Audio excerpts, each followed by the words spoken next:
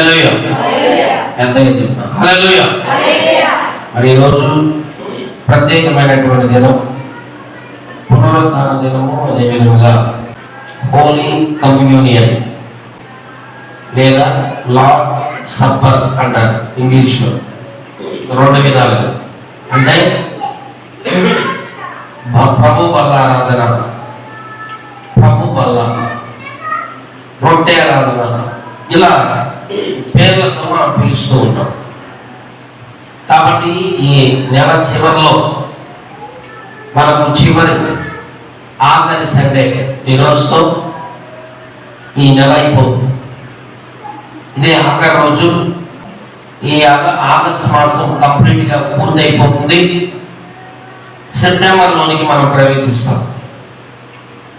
September నెలంతా కూడా దేవుడు కాచి కాపాడాలి అంటే, నేను దీవించాలి అంటే నువ్వు ప్రార్థన చేసుకోవాలి. నెక్స్ట్ మంత్లో నేను మంచిగా ఉండాలి, ఆశీర్వాదకరంగా ఉండాలి, నాకు దీవెన కలగాలి, ఈ నెలలో ఉన్న సమస్యలకు ఉండకూడదు అని నువ్వు వేడుకోవాల్సినటువంటి అవసరత ఉంది. ఒకసారి మనందరం ప్రభుత్వం యూనివర్సిటీలో చెప్తాం హల్లెలూయా. అయితే ఇప్పుడు కొన్ని మాటలు మనం విన్నాం. ప్రభు యొక్క వాక్యం చాలా స్పష్టంగా మనతో మాట్లాడుతూ ఉంటాడు. ఈరోజు ఒక రెండు విషయాలు మనం ధ్యానం చేద్దాం. ఒకటి, మనము బాప్తిస్మము మరియు ప్రభు వల్ల ఈ రెండు ఏ విధముగా ఉన్నాయి, కలుపబడ్డాయి. ఈ బాప్తిస్మము ప్రభు వల్ల ఈ రెండిటికి సంబంధం ఏంటి అనేటువంటి విషయాన్ని ప్రభువే బైబిల్లో తెలియపరిచాడు. బాప్తిస్మము ప్రభు వల్ల ఈ రెండు కూడా ప్రభువే చెప్పాడు. యేసుక్రీస్తు ప్రభువుల వారే తెలియచేశాడు. జాగ్రత్తగా నా పాయింట్, మనుషులు చెప్పింది చేయకండి. మనుషులు ఎన్నో చెప్తారు, అవన్నీ పాటించాల్సిన అవసరం లేదు. మనుషులు ఎన్నో కల్పిస్తూ ఉంటారు, అవన్నిటిని మనం చేయవలసిన పని లేదు. నచ్చితే చేస్తాం, నచ్చకపోతే అమ్మా చెయ్యం. అర్థమైందా? మనకు నచ్చితే చేస్తాం, మనకు అది ఇష్టమైతే చేస్తాం, ఇష్టం లేకపోతే చెయ్యం. మనుషులు చెప్పేటువంటివన్నీ కూడా మనం చేయవలసిన పని లేదు. కానీ దేవుడు చెప్పే పని, దేవుడు ఒక విషయాన్ని ఆయన బైబిల్లో రాశాడు అంటే, దేవుడు ఒక ఆజ్ఞను జారీ చేశాడు అంటే, అది ప్రపంచంలో నువ్వు ఎంత గొప్పవాడమైనా, నువ్వు ఏ స్థానంలో ఉన్నా, ఖచ్చితంగా నువ్వు నీ స్థానాన్ని దిగి నువ్వు తగ్గించుకుని ఆయన మాట ప్రకారంగా నువ్వు చేయవలసిందే. ఆయన ఆజ్ఞల ప్రకారంగా నువ్వు నడవలసిందే. ఇది గుర్తుపెట్టుకోడు. మైండ్లో నీకు ఉండవలసింది, క్రీస్తు మనకేం చెప్పాడో అది చెయ్యాలి. మనుషులు ఏం చెప్పారో చేయవలసిన పని లేదు. మా అర్థమైన పాయింట్ అర్థమైన వాళ్ళు చెప్పండి హల్లెలూయా. ఈరోజు చాలా మంది మనుషులు చెప్పింది చేస్తూ ఉంటారు. మన మనుషులు గ్రామాల్లో, పట్టణాల్లో మేము చెప్పిందే వినాలి అని చెప్తా ఉంటారు. ఎందుకు వినాలి అనే ప్రశ్న వేయండి. పెద్దోడండి అంటారు. ఎవరికి పెద్దోళ్ళు? నీ మాట బాగుంటే, నువ్వు చెప్పే విధానం బాగుంటే, నువ్వు త్రాగకుండా ఉంటే, నువ్వు పాపిస్తు పనులు చేయకుండా ఉంటే, నువ్వు పరాయిలు పోకుండా ఉంటే నీ మాట వింటావు. మధ్యాహ్నం నువ్వు త్రాగి పాపిస్తు పనులు చేస్తూ, పొగ పీలుస్తూ, మధ్యాహ్నం భయంకరమైనటువంటి ఇష్టానుసారమైనటువంటి జీవితాన్ని విచ్చలవిడిగా జీవిస్తూ భయంకరమైన పనులు చేస్తా ఉన్నారు. ఆయన ఏమంటున్నారు? పెద్ద పెద్ద. ఇలాంటి తప్పుడు పనులు చేసేవాళ్ళు ఎంత గొప్ప మాట చెప్పినా వినవలసిన పనులు. బైబిల్లో పెద్దలు ఉన్నారు, వాళ్ళు మంచి మనస్సాక్షి కలిగిన వాళ్ళు, దేవుడి నుంచి అభిషేకం కలిగిన వాళ్ళు, మంచి మనస్సాక్షి కలిగిన వాళ్ళు. అలాంటి వాళ్ళ మాటలు మీరు వింటే వాళ్ళు దేవుని మాటలు చెబుతారు, దేవుని మహిమపరిచే విధంగా చెప్తారు. వాళ్ళ మాటలు వింటే మీకు మేలు. హల్లెలూయా చెప్పాలి. హల్లెలూయా. ఈరోజు బైబిల్ దాటి బైబిల్లో ఉన్న వాస్తవాన్ని చేయకుండా, సత్యాన్ని ఫాలో అవ్వకుండా ఈరోజు ఎంతో మంది ముందుకు వెళ్తూ ఉంటారు. చాలా మంది వాళ్ళ మాటలు వింటూ సమాజంలో తప్పు త్రోవలోకి వెళ్ళిపోతూ ఉంటారు. అందుకని ఈరోజు మనం గుర్తించవలసిన పని ఏమిటంటే, యేసయ్య మాట వినేవాళ్ళు కావాలి, దేవుని వాక్యాన్ని బట్టి నడిచేవాళ్ళు కావాలి. వాళ్ళు ఎంత గొప్ప వాళ్ళు చెప్పినా మనకు అనవసరం. వాళ్ళు కూడా ఎంత పెద్దవాళ్ళైనా, వాళ్ళు ఎంత గ్రామంలో కానీ పట్టణాల్లో ప్రపంచంలో ఎంత గొప్ప, అసలు మనకి ట్రంప్ ఇప్పుడు అధ్యక్షుడు, ఆయన కూడా వినాల్సిందే. పెద్ద పెద్ద అధికారులు కూడా వినవలసిందే. దేవుని మాట ఎవరైతే వింటారో వాళ్ళకి మేలు కలిగింది, వాళ్ళకి దీవెన కలిగింది, వాళ్ళు ఆశీర్వదించబడతారు. చెప్పండి. ఒక వచ్చిన పాట పాడుకుని ప్రమాణం అయిపోతుంది. అందరూ ఉద్యోగంగా చప్పలు కొట్టాలి, నీరసం అంతా తొలగిపోవాలి. అర్థమైనా? మీరు ఎంత స్పీడ్కి పడతారో తెలియదు. పెద్దగా చప్పలు కొట్టాలి, పెద్దగా మీరు కూడా పాడాలి. యేసయ్య నామములో శక్తి ఉన్నదయ్యా, శ్రీ యేసయ్య నామములో శక్తి ఉన్నదయ్యా, యేసయ్య నామములో శక్తి ఉన్నదయ్యా, శ్రీ యేసయ్య నామములో శక్తి ఉన్నదయ్యా.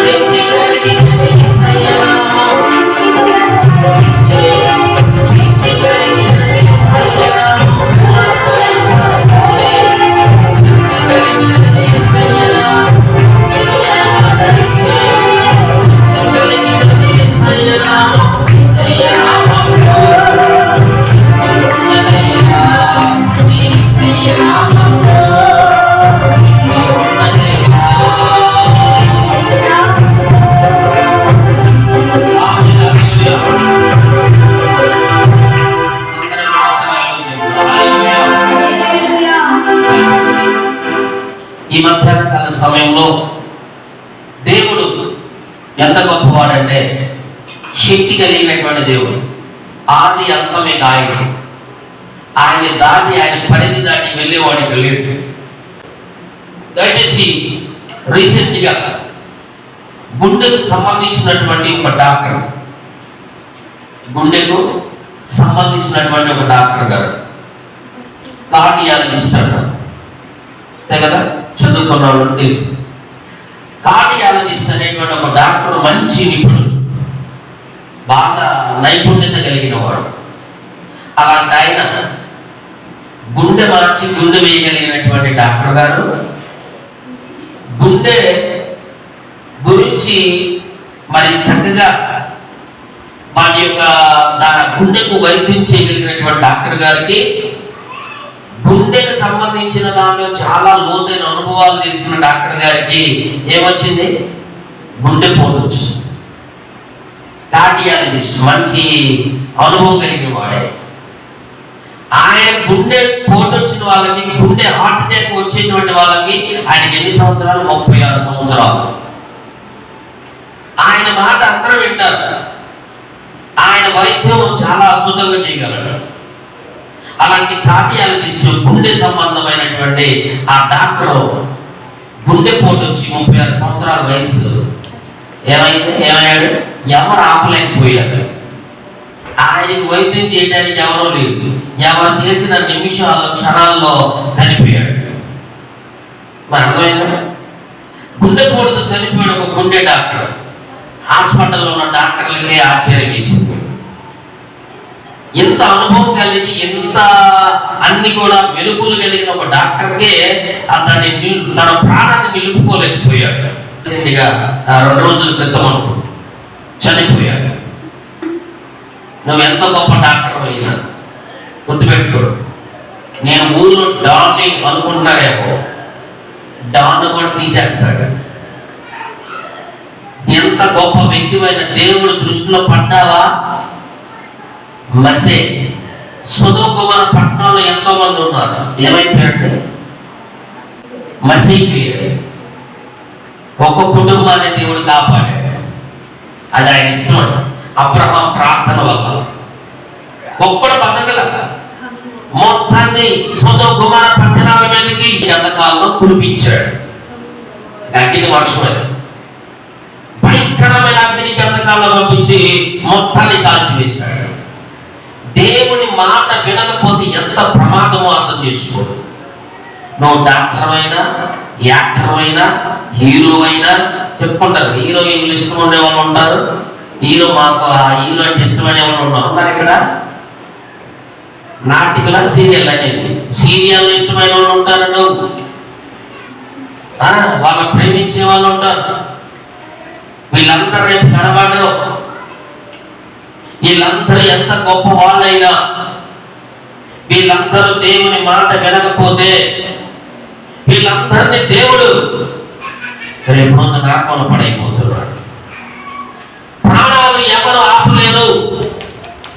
నువ్వెంత గొప్ప వ్యక్తివైనా దేవుని దగ్గరికి వచ్చేసరికి మోకాళ్ళు వేయాలి.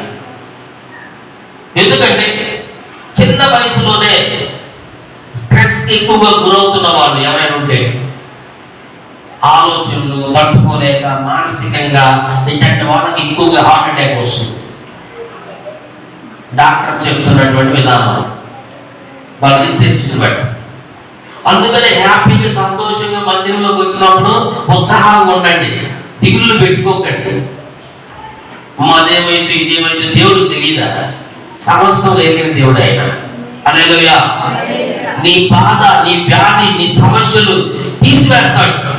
నువ్వు ఇక్కడికి వచ్చిన ఏ బాధతో ఉండాల్సిన పని లేదు. ఆనందంగా కలిసి పాడాలి, ఆనందంగా ఉండాలి. ఒకటి గురించి రాత్రులల్లా ఆలోచించకూడదు. మానసికంగా ఒక విషయం గురించి పదే పదే టెన్షన్ పడకూడదు. సంతోషం ఉండాలి. ఇవన్నీ ఆరోగ్య నియమాలు పాటిస్తూ ఉన్నారు. ఇవన్నీ కూడా మంచిగా మరి డాక్టర్ గారు చెప్పినవి సలహాలు పాటించే వాళ్ళు ఎంతో మంది ఉన్నారు. టైంకి షుగర్ బిళ్ళ వేసుకునే వాళ్ళు ఉన్నారు. ఈ జబ్బులే దేవుడు తీసేది, ఇంక బిళ్ళ పని. దేవుడే కృపుంటే అసలు జబ్బే రాకుంటే బిళ్ళలతో పని లేదు, హాస్పిటల్స్ తో పని లేదు, ఎవరి దగ్గరికి వెళ్ళి మనం చెప్పుకోవాల్సిన పని లేదు. దేవుని మాట వింటే అన్ని ఆయన దగ్గరే రోగాలు తీసేస్తాడు, ఆయన దగ్గరే స్వస్థత ఉంది. ఆయన రోగాలకు రానివ్వడు, బాధలు తీసివేస్తాడు, నేను గొప్ప వాడికి చేస్తానని ఆయన చెప్తుంటే నువ్వు ఎక్కడికి రావాల్సిన నువ్వు ఎక్కడికెక్కడ గొప్పకి ఎత్తి వాళ్ళ మాట వీళ్ళ మాట వీళ్ళ దగ్గర కూర్చో. అర్థమవుతుందా భాష? టైం వేస్ట్ చేసుకోకుండా ఎవరి మాట వినాలంటే దేవుని మాట వినాలి. సరంగా చెప్పులు కొడతాం. దేవునికి విలువిచ్చే వాళ్ళ మాట, దేవుని గురించి చెప్పే వాళ్ళ మాట, నిన్ను బాగు చేసే వాళ్ళ మాట నువ్వు వినాలి. హల్లెలూయా. అందుకే బైబిల్లో దేవుడు ఒక వాక్యాన్ని తెలియపరుస్తా ఉన్నాడు. కొరింథీయులకు రాసిన మొదటి పత్రిక 10వ అధ్యాయం. కొరింథీయులకు రాసిన మొదటి పత్రిక. అందరూ బైబిల్ ఉన్న వాళ్ళు తీయండి. ఖచ్చితంగా పెన్ అవసరం. ఎగ్జామ్కి వెళ్తే మీరు కోత పోయడానికి వెళ్ళారనుకో, ఏం అవసరం? ఇది బాగా చదువుతారు. అమ్మా చేత్తో కోత కోస్తారమ్మా, చెయ్యి తెగితే. హల్లెలూయా. చేత్తో తెగదు, కత్తికి అవసరం. ఆ కత్తి ఉంటేనే, గొడవలు ఉంటేనే ఆ యొక్క మొత్తం కూడా పనులు చేసుకుంటూ కోసుకుంటూ వెళ్ళిపోతాడు. అంత ముఖ్యమైనది కొడవలు. ఈరోజు బైబుల్ కూడా వీటన్నిటికంటే మందిరానికి వచ్చినప్పుడు బైబుల్ కూడా అవసరం. బైబుల్ లేకుండా ఏ పని చేయలేము. మా అర్థమైంది. బైబుల్ లేకుండా ఎటు వెళ్తున్నాం తెలియదు మనకి. బైబిల్ వాక్యం చాలా అవసరం. వాక్యం బోధించడం అవసరం. వినుట వలన విశ్వాసం తెప్పించేది బైబిల్. ఈరోజు వాక్యం కాకుండా ప్రార్థన చేసుకుని ముగించేద్దాం అంటారు కొంతమంది విశ్వాసం. గుర్తుపెట్టుకోవాలా, ప్రార్థన చేసి ముగించుకుని వెళ్ళిపోతే ఉపయోగం లేదు. ప్రార్థన చేసుకుని నువ్వు వెళ్ళిపోవటం వల్ల కొద్దిగా నీకేం తెలియదు, దేని గురించి చేయాలో తెలియదు, నీ హృదయంలో ఉన్న వేదనలు తెలియదు. ప్రభు నీతో మాట్లాడతాడు, ప్రేరేపిస్తాడు, నీ సమస్యల గురించి చెప్తాడు. అప్పుడు నువ్వు ఆ రీతిలో అది విని చేయాలి. ప్రార్థన ఆ విశ్వాసంతో చేయాలి, పట్టుదలతో ప్రార్థన చేయగలవు. అందుకే దేవుని మాటలు ఎంతో అవసరం. అందుకని వాక్యం బైబిల్ గ్రంథం కూడా మన దగ్గర ఉండడం మంచిది. ఆయన మనం మోయాలి, ఆయన సిలువను మోయాలి.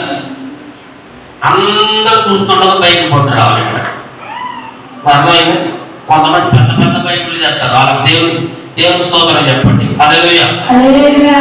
కొంతమంది ఏమో మన దగ్గర బైబిల్ అవసరం, అవసరాలు చెప్తున్నా, హల్లెలూయా. ఈ రోజు మొత్తానికి మనం ఆదాము నుండి వచ్చినటువంటి సంతానం, ఆదాము తర్వాత ఆదాము హవ్వ, వారి కుమారులు ఎవరాడు? ఫస్ట్ లో ఆదాము, కయ్యోను, హేబేలు. నేను చెప్పాలని చెప్పి సండే స్కూల్లో ఎక్కువ చదువుతున్నట్టున్నా.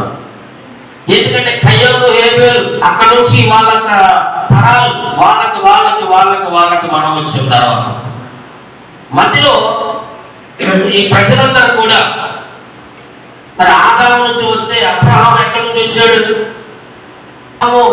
సంతానమైన మనం అబ్రహాం కూడా వచ్చాడు మధ్యలో. మరి అబ్రహాం పిల్లలు అయిపోయి మళ్ళీ ఎంత కృప వచ్చింది చూడు. అబ్రహాం, ఆదాము ఉందా అబ్రహాం ఉందా? డౌట్ వచ్చిందా? ఆదాము ఉందా? చాలా ఎక్కువ. హల్లెలూయా. ఆదాము పిల్లలుగా ఉన్నాం మనం. ఈ ఆదాము సంతానం నుండి ఈ ఆదాము పిల్లలుగా ఉన్న మనలను క్రీస్తు పిల్లలుగా, క్రీస్తు బిడ్డలుగా మనం ఈ రోజు మార్చబడ్డాము. చప్పట్లు కొట్టాలి. ఆదాము వంశములో నుండి ఈ రోజు క్రీస్తు వంశావళిలోకి వచ్చామంటే కేవలం యేసు క్రీస్తు ప్రభువు వారు 2000 సంవత్సరాల క్రితం ఈ భూమి మీదకి దిగి రావడాన్ని బట్టి అని గుర్తించాలా. హల్లెలూయా. యేసు క్రీస్తు ప్రభువుకు ప్రత్యేకమైన ప్రణాళిక వేశాడు, ఒక మార్గాన్ని చూపించాడు, ఆ మార్గంలో నడవని చెప్పాడు. ఆ మార్గంలో నువ్వు నడుస్తున్నావా? ఆ మార్గంలో నేను నడుస్తున్నానా అనే ప్రశ్న ప్రతి ఒక్కరు ఇక్కడ ఆలోచించాలి. ప్రసంగాలు ఎన్నో వెళ్ళవచ్చు, నిన్ను సంతోషపరచడంలో పరలోకం వెళ్ళలేవు. దేవుని మాట విని నడుచుకున్నవాడే పరలోకంలో ఉంటాడు. హల్లెలూయా. ప్రభు అనేవాడు పరలోకం చేరడు, తండ్రి చిత్తాన్ని నెరవేర్చిన వాడే పరలోకం వెళ్తాడు. ఈ రోజు మనకు అది కావాలి. ప్రభు ఏం చెప్పాడంటే 2 విషయాలు చెప్పాడు. ఒకటి బాప్తిస్మం, 2 ప్రభు బల్లారాధన. ఈ రెండింటిని కలిపాడు. అది రోజు వర్తమానం. బాప్తిస్మము, ప్రభు వల్ల ఈ 2 కూడా మనము మన జీవితాల్లో పాటించమని దేవుడే ఆజ్ఞాపించాడు. దేవుడే చెప్పాడు ప్రతి ఆదివారం ప్రభు బలను తీసుకోమన్నాడు. దొరికింది కదని చెప్పి స్థలాన్ని నా పేరును నీ పేరును రాసుకునేది కాదండు. లెక్కలు ఉంటాయి ఇక్కడ. దేవుడికి ఆ స్థలాన్ని మనం ఇచ్చేవాళ్ళగా ఉంటే, స్వార్థం లేకుండా ఉంటే, మన అవసరం కోసం కాకుండా దేవుని అవసరంతో తీర్చగలిగితే, ఆ స్థలం ఆయనకు మహిమ వచ్చే విధంగా ఉంటే ఆయన ఎంత దూరమైనా నిన్ను ప్రేరేపించేస్తాడు. హల్లెలూయా. ఈ రోజు మనం దేవునికి ఇచ్చే వాళ్ళగా ఉండాలి, దేవుని మాట వినే వాళ్ళుగా ఉండాలి, దేవుని వాక్యాన్ని బట్టి నడిచే వాళ్ళగా ఉండాలి. రాత్రి మనం వాక్యం పాటలు ఒక అతను ఆకర్షించాడు. కర్రపాలు వెళ్ళి వస్తున్న పొద్దున్నే నేను వెళ్ళే బండి కూడా క్రాస్ చేసి వచ్చి పాస్కర్ పాస్కర్ అంటున్నాడు. అని ఆయన అంటాడు, రాత్రి పాటలు భలే పాడుతున్నారండి, భలే వినపడతాయండి. ఎవరండి మ్యూజిక్ ప్లే చేస్తున్నాయి? ఎవరైనా జానపదం ఉన్నాడు అక్కడ పక్కన. అయితే ఆయన అంటాడు చాలా అద్భుతంగా అసలు ఆ ప్లే చేస్తుంది ప్యాట్ మ్యూజిక్స్ అని ఎక్కడికి ఇచ్చారని అంటున్నాడు. బయటికి ఎలా ఉందంటే అతను ఆకర్షించబడ్డాడు. మనకి ప్రతిఫలం వస్తుంది, పరలోకంలో మనం ఉంటాం, రేపు స్థానం ఉంటుంది. ఎక్కడ ఒక చోట మూల పక్కన వాళ్ళందరూ పైన కాబట్టి కింద కూర్చున్న చాలు అగ్గిలో మనయాడుగా ఉంటాం. ఏమో అర్థమైందా? పొయ్యిలో చేయి పెడతారు కదా, పొయ్యి బాగా మండినప్పుడు చేయి పెట్టి అప్పుడు తెలిసి, ఎందుకంటే అప్పుడు ఆ చెయ్యి అనగానే ఆ కాసేపు ఎర్రగా అయిపోయింది చెయ్యాలి, ఎందుకని కాలిపోయింది అంతే. ఒక ఆమె బాపట్లోని భార్య భర్త మరి మొత్తానికి ఆ రైల్వే స్టేషన్ ఎదురు కూర్చున్నారు. మీకు పేపర్లో కూడా వచ్చి ఉండేది.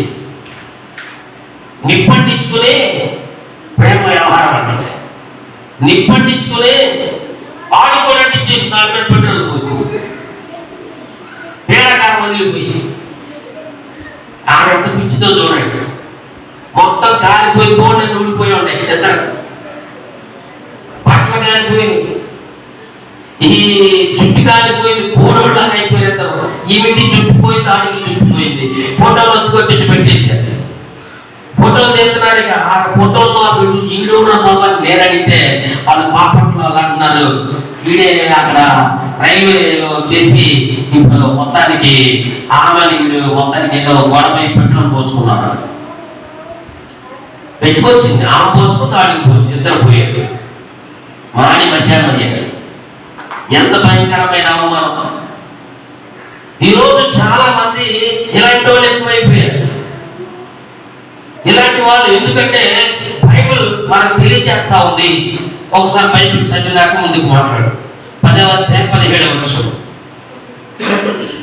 మనమందరము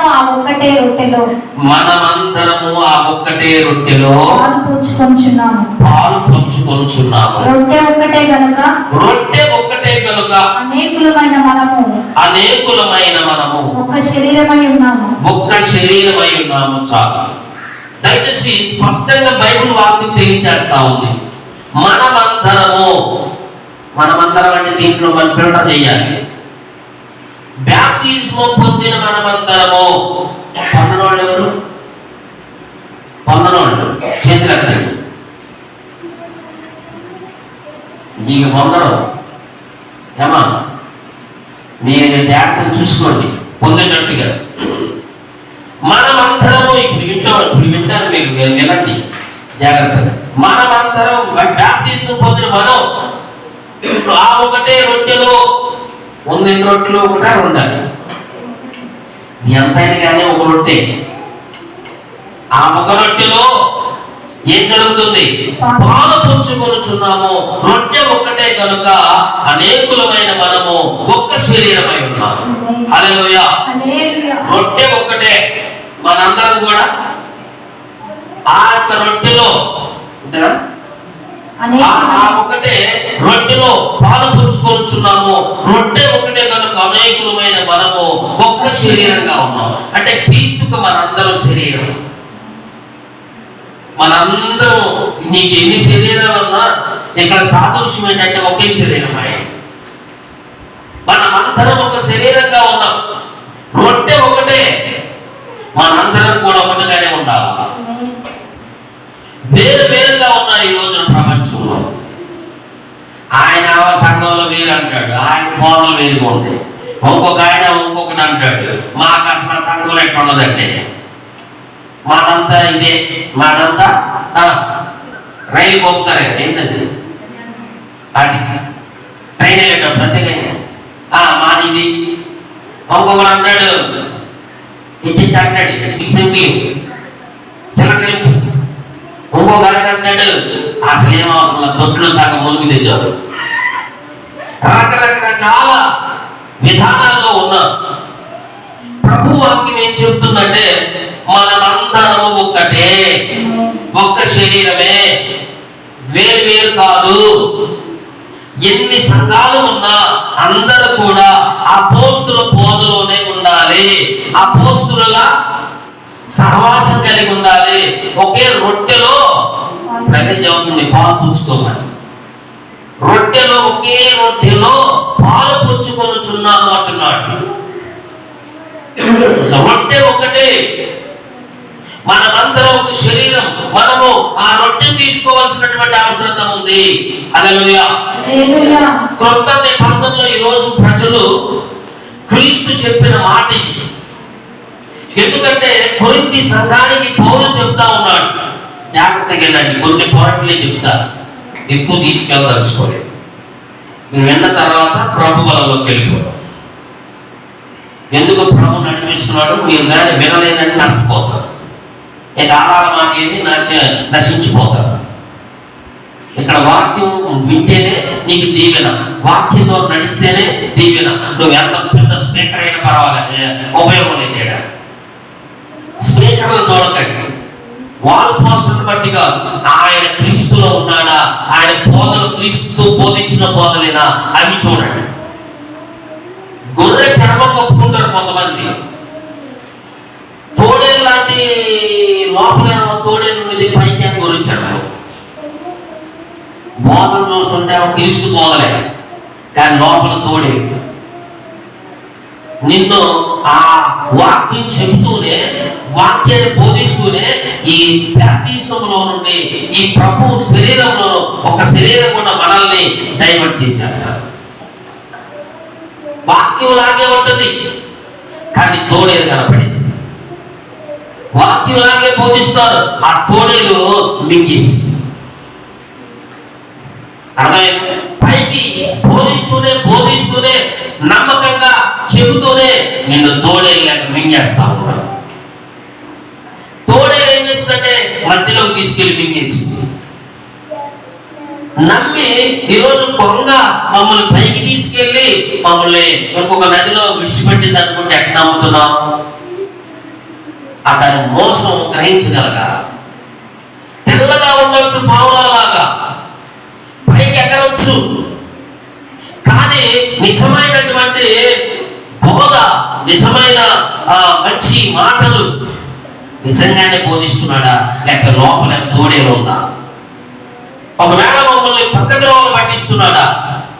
అసలు వాక్యంలో చెప్పే విషయం వాక్యంలో ఉందా? మీరు కూడా నన్ను కూడా గ్రహించాలి. నేను అందుకే పబ్లిక్ గా మాట్లాడతాను, చూసుకోండి అని చెప్పేవాడిని. ఎందుకు అలా చెప్పామంటే, నాకు ఎంతమంది అని వ్యతిరేకం అయిపోవచ్చు, నేను వాళ్ళకి తగినట్టు నేను నడవను. ఈరోజు చాలా మంది ఈ యొక్క వాక్యంలో ఒకే రొట్టెలో మన పాలు పుచ్చుకుంటున్నాం. ఇది ఒకే రొట్టె, ద్రాక్ష రసం.